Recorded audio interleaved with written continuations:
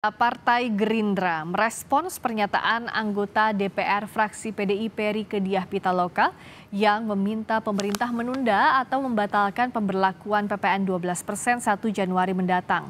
Gerindra menilai justru PDIP lah yang menjadi inisiator PPN 12%. Anggota Komisi 11 DPR RI fraksi Gerindra Wihadi Wianto menyatakan Undang-Undang Harmonisasi Peraturan Perpajakan yang menjadi dasar penerapan PPN 12% diinisiasi PDIP.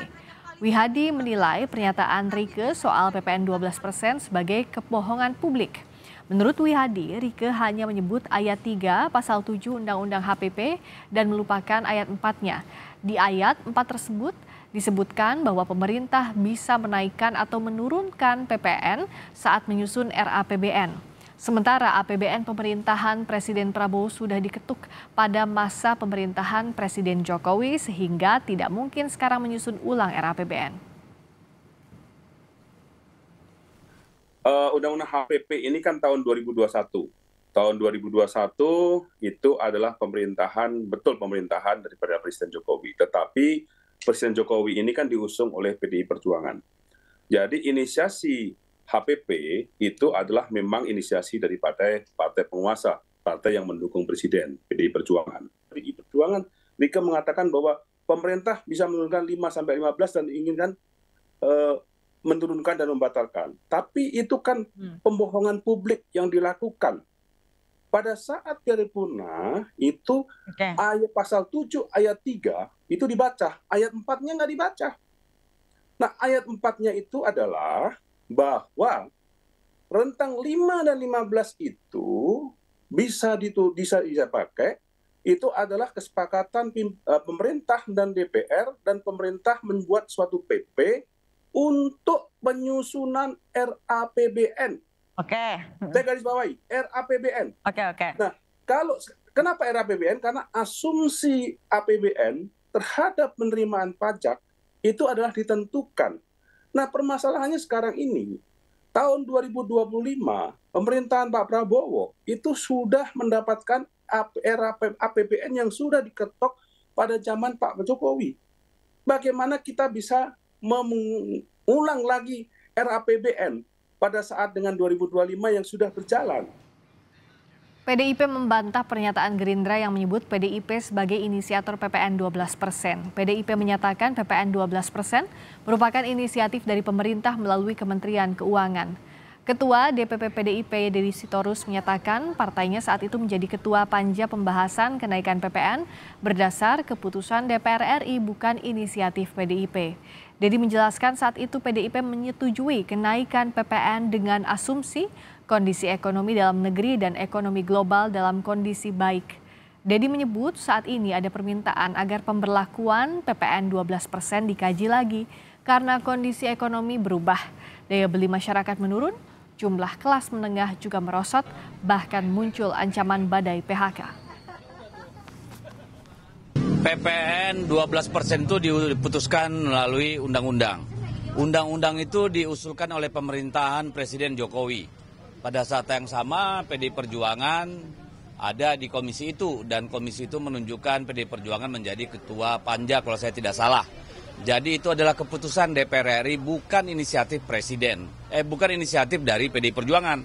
Jadi salah alamat kalau dibilang inisiatornya PDI Perjuangan. Karena yang mengusulkan kenaikan itu adalah pemerintah dan melalui Kementerian Keuangan.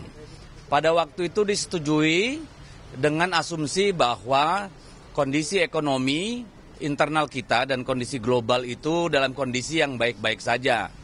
Tetapi kan ada permintaan dari sebagian fraksi di DPR agar ini dipertimbangkan. Saling sindir Gerindra dan PDIP soal inisiator PPN 12% akan kita ulas sesaat lagi di Sapa Indonesia Malam. Sapa Indonesia Malam, dan kali ini kita akan menyoroti pro kontra PPN menjadi 12% terus berjalan.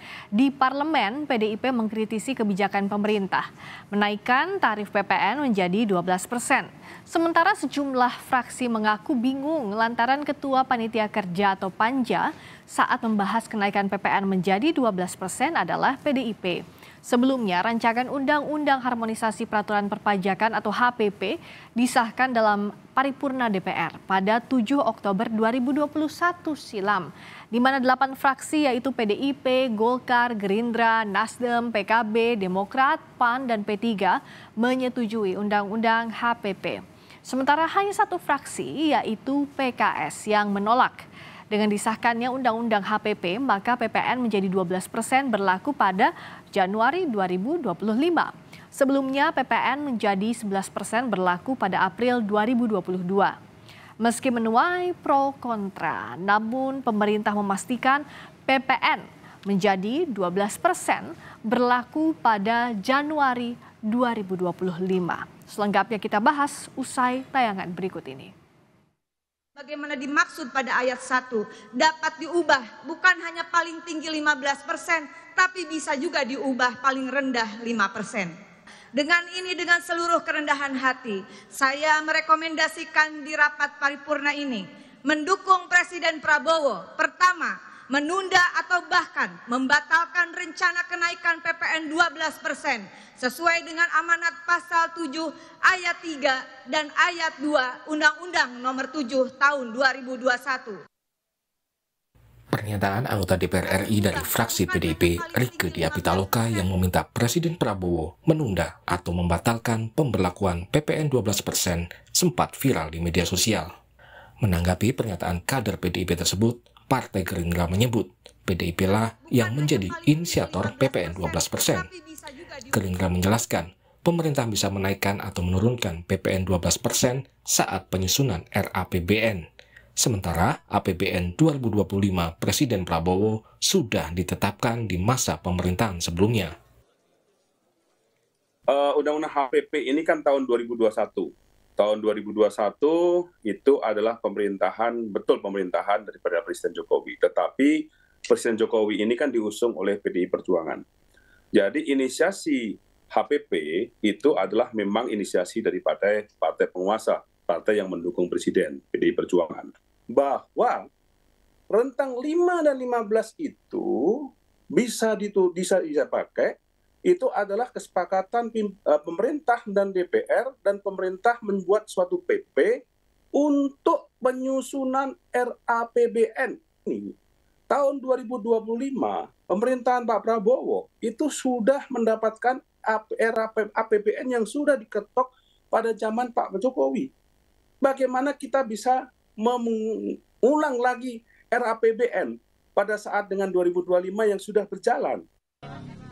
Sementara Ketua DPP PDIP, Deddy Sitorus, membantah tudingan Gerindra yang menyebut PDIP sebagai inisiator PPN 12%. Deddy menyatakan PPN 12% merupakan usulan dari pemerintahan Presiden Jokowi melalui Kementerian Keuangan. Jadi salah alamat kalau dibilang inisiatornya PDI Perjuangan, karena yang mengusulkan kenaikan itu adalah pemerintah dan melalui Kementerian Keuangan. Pada waktu itu disetujui dengan asumsi bahwa kondisi ekonomi internal kita dan kondisi global itu dalam kondisi yang baik-baik saja.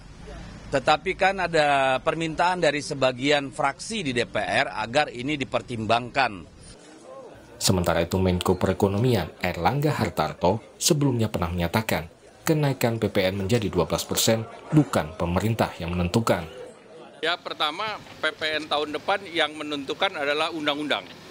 Dan undang-undang itu adalah hampir seluruh fraksi kecuali PKS. Jadi yang menentukan bukan pemerintah.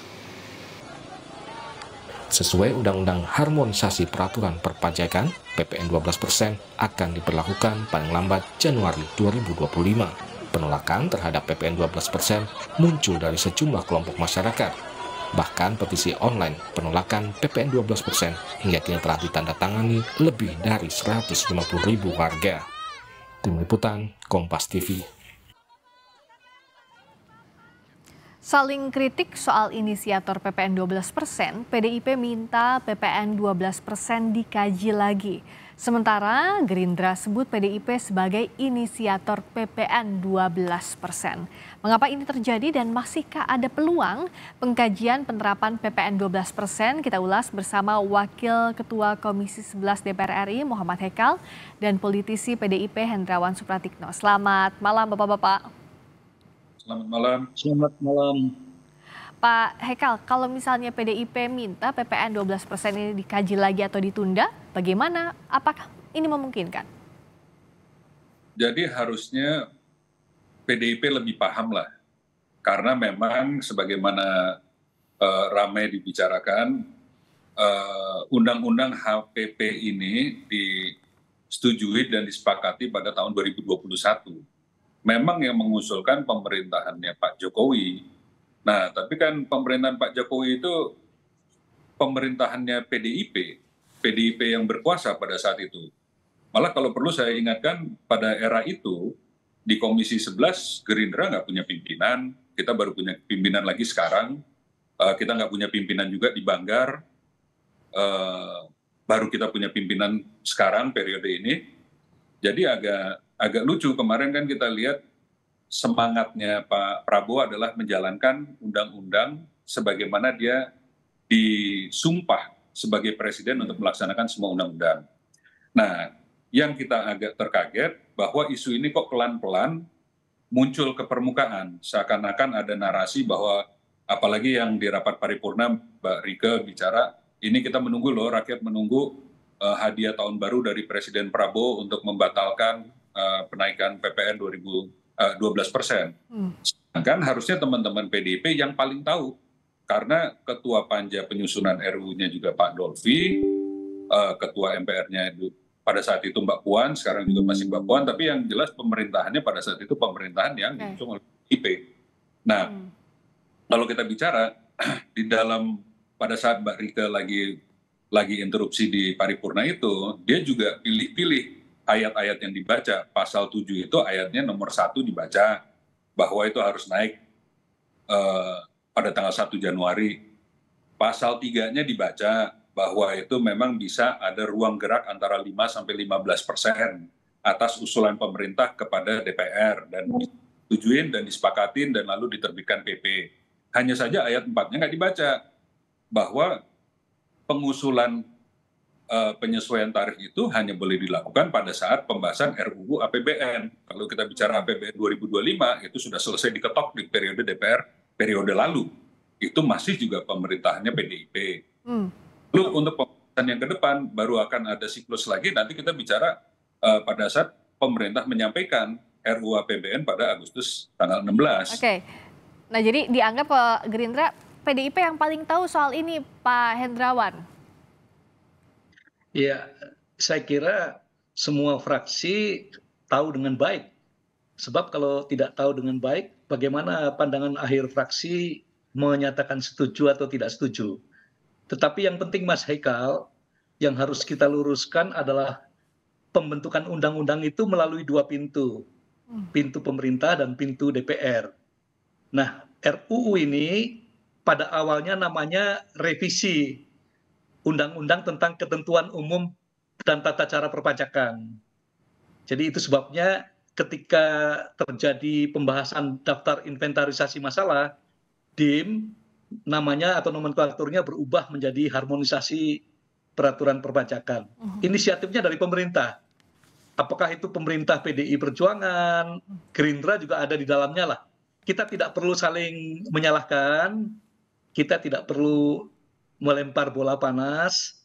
Yang penting menurut asesmen kita saat ini, apakah kenaikan PPN 12% ini menjadikan beban berat untuk masyarakat atau tidak? Itu dulu. Karena kalau argumen undang-undang ini lahir sudah jelas. Kita berusaha melakukan konsolidasi fiskal, kita berusaha memperbaiki agar defisit pasca pandemi tunduk pada Undang-Undang Keuangan Negara, Undang-Undang 17 tahun 2003. Kemudian kita juga ingin memperluas basis pajak. Itu semua sudah jelas lah. Jangan kita membalik jarum jam ke masa lalu. Oke, nah kalau dari PDIP melihatnya solusinya seperti apa? Apakah kalau tadi disampaikan ada ayat yang tidak dibacakan, ini harusnya saat penyusunan RAPBN. Nah, tapi kalau sekarang mekanisme apa yang bisa ditempuh misalnya untuk mengkaji ulang PPN 12% ini? Jadi begini, memang ada derajat idealitas dari satu implementasi undang-undang. Yang paling ideal kita semua tahu, Mas Hekal di Komisi 11 pasti tahu. Kalau bisa kita mana menurunkan pajak dalam kondisi berat seperti ini, maka daya beli masyarakat harus dipompa. Sebab kalau daya beli masyarakat tidak dipompa, pertumbuhan ekonomi akan menurun. Dan kondisinya ini berat. Idealitas yang kedua, kalau ini ditunda. Ya, kalau ini ditunda, terus idealitas yang ketiga, ini dijalankan tetapi pemerintah ya sepenuhnya memitigasi risiko yang mungkin timbul dari penerapan pasal 7 undang-undang ini. Kalau Bu Rike tidak menyampaikan semua ayat-ayatnya itu karena Pak Hekal, kita tidak usah seudon lah. Ya, ini karena waktu bicara di paripurna kan memang dibatasi. Ya, bahkan kalau nanti membaca ayatnya sudah selesai. Substansinya tidak bisa tersampaikan. Jadi intinya sudah itu tidak perlu berdebat lagi. Saya yakin teman-teman Gerindra dan PDI Perjuangan senafas dalam hal ini. Yaitu bahwa kondisi ekonomi masyarakat sedang berat. Nah, karena kondisi masyarakat sedang berat, marilah kita melakukan asesmen dengan membuka peluang untuk melakukan penundaan sesuai dengan ayat 4 pasal 7. Oke, masihkah ada peluang PPN 12% ini ditunda penerapannya, Mas Hekal? Tapi jawabnya sesaat lagi. Kita dengarkan terlebih dahulu kumandang azan maghrib bagi wilayah DKI Jakarta dan sekitarnya berikut ini.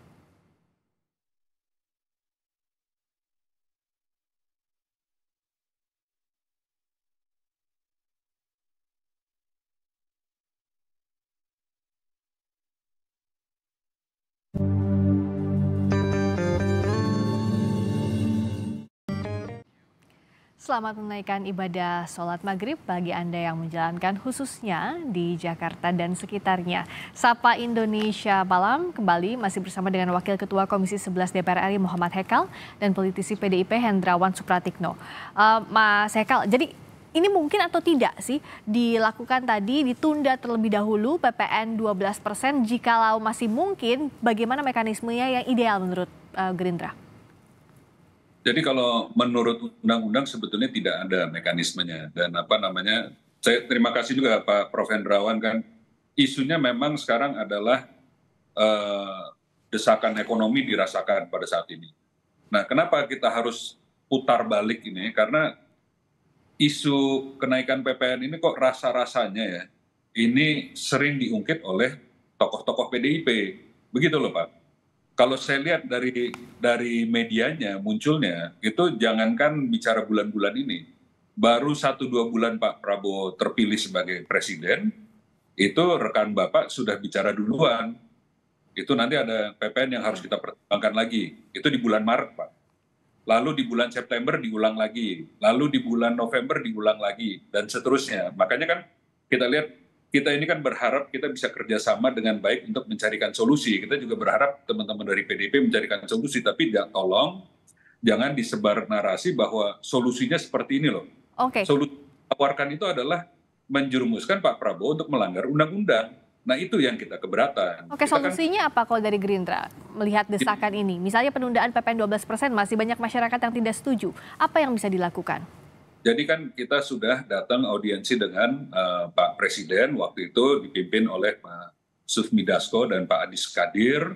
Di situ hadir Ketua Komisi 11, saya juga Wakil Ketua Komisi 11, ada Wakil Ketua Banggar, ada Ketua Komisi 3, ada Wakil Ketua Komisi 12 yang juga Sekretaris Fraksi Gerindra, ada Mensesnek, ada Pak Sekap, bahkan Pak Menlu hadir juga. Kita membahas menyampaikan aspirasi dari masyarakat tentang keberatan peningkatan PPN ini. Pada saat kita menyampaikan, Pak Presiden langsung menyamber duluan. Loh, saya juga setuju dengan usulan kalian, tapi ini kan sudah menjadi produk undang-undang. Disepakatinya bersama, bahkan undang-undangnya double nih kan. Sudah menjadi undang-undang HPP-nya, kemudian di dalam undang-undang APBN-nya angkanya sudah disepakatin. Dan itu mohon maaf Pak Hendrawan, saya membaca di artikel-artikel yang keluar di bulan September, bahkan ada teman-teman PDIP Bapak menyampaikan bahwa angka APBN 2025 masih menggunakan 11%, padahal jelas-jelas sudah menggunakan angka 12%, dan angkanya itu 75 triliun, selisih 1% itu, gitu kan. Nah, makanya kan narasi-narasi ini kok terkesan agak menyesatkan. Tadinya kan kita mau cari solusi, kita datang ke Presiden, Pak Presiden putuskan 3 hal. Satu, itu hanya akan diberlakukan PPN 12% terhadap barang-barang yang mewah. Yang dimaksud mewah itu kira-kira yang ada penerapan PPNBM-nya.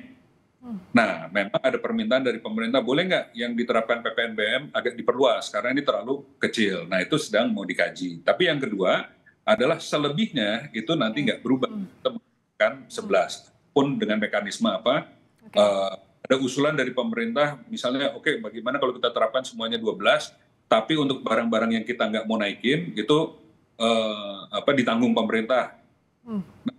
Intinya ini kan masih formulasikan. Terus terakhir malah kita meminta supaya, Pak, boleh nggak kita turunkan PPN? Nah, dia bilang, oke, ini saya terima aspirasinya teman-teman, tapi nanti kita akan coba rumuskan dengan anak buahnya Kementerian Keuangan dan jajarannya, dan mungkin kan perekonomian, Menko Perekonomian. Dari lalu press conference menyampaikan 3 hal itu, berarti 12% ini dilakukan selektif untuk barang mewah, akan digunakan multi tarif, yang satu lagi tetap 11, terus untuk aspirasi terhadap penurunan PPN bisa dikaji, dan itu kan nanti mungkin mekanismenya pas pembahasan APBN 2026 sebagaimana diamanatkan oleh undang-undang. Oke, nah yang harus juga diluruskan artinya kan sekarang kalaupun ini harus naik, tapi item barang mewahnya itu yang belum clear. Kenapa masyarakat masih banyak menolak? Karena pada praktiknya yang kemungkinan akan naik, misalnya dengan pembayaran digital QR, lalu beras premium, belum lagi juga ada layanan digital untuk musik dan film dan sebagainya yang itu sudah masuk kebutuhan hidup sehari-hari saat ini, tapi dianggap item barang mewah. Nah, artinya kajian soal barang mewah ini bisa clear atau tidak di masyarakat kapan sih, Mas Ekal? Jadi memang ini baru aja semalam kita ada melakukan pertemuan dengan Kementerian Keuangan, kita juga mempersoalkan sebagian daripada apa yang dipaparkan. Mereka akan lagi mengkaji lagi, jadi ini nggak ada yang berhenti kerja nih sampai menjelang liburan Nataru sampai tahun baru, karena kita minta ini harus sesuai dengan apa yang disampaikan oleh Pak Presiden. Nah, Pak Presiden kan sudah menyampaikan juga bahwa ini akan diberlakukan terhadap barang mewah. Nah, di dalam kita nggak mau terbalik-balik, malah kayak kemarin kan waktu di dalam pemaparan ada barang yang dianggap yang tidak akan dikenakan PPN itu minyak kita, terus gula untuk industri, tepung terigu. Nah, itu kan menurut kita malah sangat kurang, kita minta diperbanyak. Lalu mengenai QRIS itu kan kita dalamin, memang QRIS itu yang dibelanjakan kan tidak dikenakan itu jasa layanan QRIS-nya hanya boleh dikenakan kepada penyedia jasa, tidak boleh. Tapi bisa jadi kan pembeli juga akan terkena imbasnya kalau misalnya ditanggung oleh peraturannya BI itu nggak boleh. Jadi kalau memang saya beli barang harganya 5 juta, lalu tentu saya harus bayar PPN kan misalnya 600.000, itu nggak boleh ditambahin karena saya belinya pakai QRIS, tetap harus 5,6 gitu kan. Jadi artinya itu nggak kena ke konsumen. Oke. Nah, ini kan kita tetap minta Kementerian Keuangan untuk memfinalisasi barang-barang ini, tentu kerjasama dengan kita, komunikasinya jadi agak intens walaupun banyak teman-teman lagi liburan, tapi kita minta ini harus segera difinalisasi dan diumumkan. Kita masih ada waktu sampai tanggal 31 Desember. Oke, Prof. Hendrawan, artinya kalau dengan tadi solusinya itemnya yang diperjelas itu apakah sudah bisa jadi solusi? Karena kalau dari mekanisme penundaan yang disampaikan oleh Mas Ekal tampaknya tidak bisa dilakukan karena itu perintah undang-undang. Jadi begini Mbak Friska, kita urai satu persatu, kita luruskan. Yang pertama, PDI Perjuangan bukan inisiatornya. Kita sudah menjadi jelas bahwa ini adalah inisiatif pemerintah. Itu yang pertama. Terus yang kedua, baik PDI Perjuangan maupun Gerindra, dan saya yakin partai-partai yang lain memiliki persepsi yang sama, yaitu bahwa kondisi ekonomi masyarakat sedang berat. Dan bahkan kalau bisa diturunkan PPN-nya. Nah, kalau sudah keinginannya sama, niatannya sama, tinggal duduk bersama.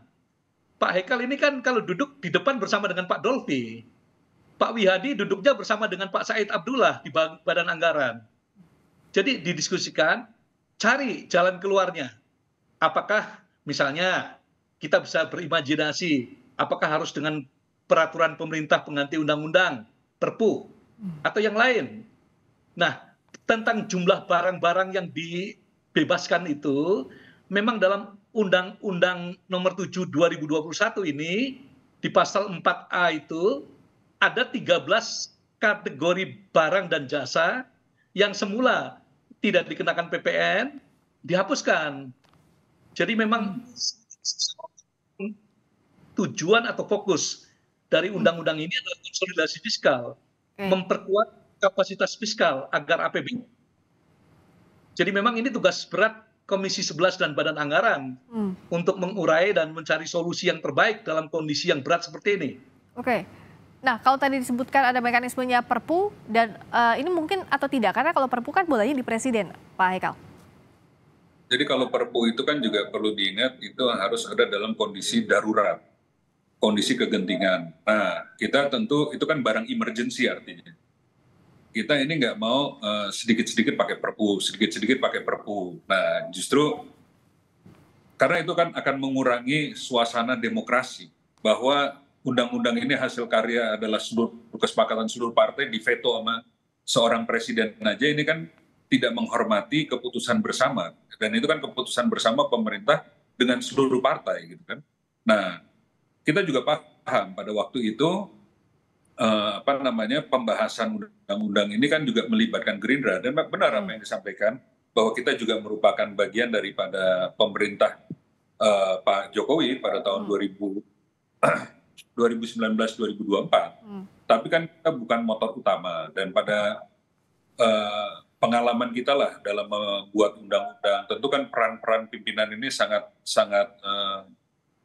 kunci, dan dorongan daripada penguasa itu kan cukup dominan lah. Nah, tapi kan yang saya perlu ingatkan lagi bahwa pembahasan APBN ini belum terlalu lama yang lalu loh. Itu baru bulan September 2024 yang lalu. Itu baru beberapa bulan yang lalu kan sebenarnya kondisi kelihatan, dan pada saat itu pimpinan banggarnya sama, malah belum ada Gerindranya gitu kan. Mereka Oke, jadi tadi secara historisnya sudah dijelaskan lah ya, tapi saya mau tanya soal solusinya. Artinya kan kalau tadi dari apa yang sampaikan Mas Haikal terakhir, bahwa Perpu tidak akan diambil, itu langkahnya. Nah, berikutnya untuk yang listing mana barang-barang yang termasuk barang mewah dengan masuk ada keberatan dari masyarakat, siapa saja yang sudah diajak bicara? Ya, hari ini memang saya juga baru telepon-teleponan sama pimpinan DPR. Pimpinan DPR juga terus berkomunikasi dengan pemerintah, termasuk dengan Pak Presiden. Kita ditugasin untuk beberapa hari ini terus duduk secara intensif membahas item-item ini. Mudah-mudahan sih dalam waktu, ya tentu udah waktunya tinggal beberapa hari lagi, kita bisa cari solusi. Dan kan gini, ini kita juga sangat akomodatif kok. Kalau misalnya nih di dalam pemerintahan menemukan kesulitan karena ada batasan-batasan wewenang masing-masing kementerian, kan kita bisa bantu untuk diskusikan dengan kementerian lain kalau ada sumber-sumber lain yang bisa kita gunakan sebagai pengganti. Karena memang 12% ini angkanya sudah dipakai dalam pembahasan APBN 2025. Kalau sekarang dicabut, itu langsung ada minus 75 triliun. Gitu kan? Nah, ini cariin penggantinya. Kalau kita tetap mau program-program pemerintah berjalan, sama-sama kita tahu ini kan program pemerintah juga dulu belum sepenuhnya menyiapkan untuk beradanya seluruh kementerian dan lain-lain. Memang kita harus tambal ini. Baik, harus dikaji secara mendalam karena waktunya tinggal beberapa hari lagi, tapi masukan masyarakat tolong dipertimbangkan dengan baik ya Pak Haikal dan kawan-kawan di DPR, karena suara masyarakat soal PPN 12% ini sudah sangat banyak sekali di media sosial, dan juga diharapkan bahwa yang betul-betul kena itemnya jangan yang merupakan kebutuhan sehari-hari oleh masyarakat. Terima kasih untuk waktunya Pak Muhammad Haikal, Wakil Ketua Komisi 11 DPR RI, dan juga Pak Hendrawan Supratikno, politisi PDIP. Selamat malam. Salam kebangsaan, Mas Haikal. Berikutnya saudara, kami kembali dengan sorotan lainnya di Sapa Indonesia Malam. Timnas gagal di Piala AFF